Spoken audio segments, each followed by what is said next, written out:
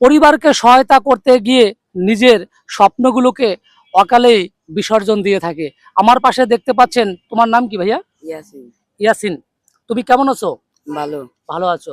তোমার এখন কত বয়স? 15। তার বয়স মাত্র সবে মাত্র 15 বছর বয়স।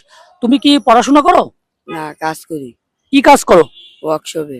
সে কিন্তু দেখুন, এই ছোট বয়সে যেখানে স্কুলে থাকার কথা বা ভালো একটা জায়গায় থাকার কথা, সে কিন্তু সেটা করতে পারছে না। সে মাসে মাত্র 6,000 টাকা পারিশ্রমিক পায়। যেখানে এই বয়সে ইয়াসিন ভাই এক ভালো একটা স্কুলে কিংবা ভালো একটা জায়গায় থাকার কথা থাকলেও, তোমার বাবা কি করে বলো? চিট মার্কেটে কাজ করে। মা বাসায় গৃহিণীর কাজ করে।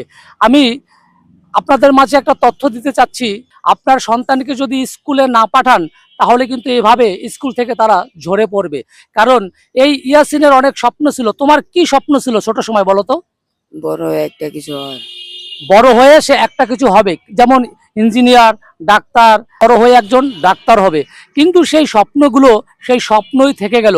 কারণ পরিবার যখন অভাব অনাটনে থাকে, বাবা মায়ের যখন আয় ইনকাম কম থাকে, তখন কিন্তু সন্তানেরা সেই পরিবারকে সহায়তা করার জন্য তাদের স্বপ্নগুলো আস্তে আস্তে বিসর্জন করে দেয়।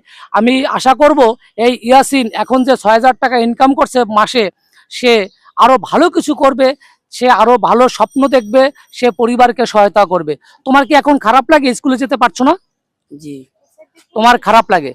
তোমার এখন খুব খারাপ লাগে। আচ্ছা, যদি খারাপ লাগে সেটা কোনো বিষয় না, বিষয় হচ্ছে তুমি তোমার পরিবারকে সহায়তা করছো, তোমার মা বাবাকে অর্থগুলো তুলে দিচ্ছ, এখানে কি একটু ভালো লাগে কিনা বলো? জি।